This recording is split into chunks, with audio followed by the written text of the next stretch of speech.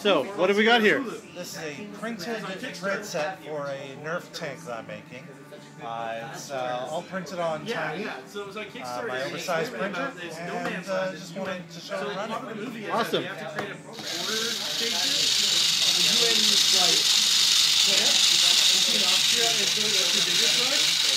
the whole point of this is because the dude who wants the border is pushing for the camp on a construction company. And he wants the money from the UN to build the camp. Fantastic. That he's pushing for. How long would you say it took you to print that?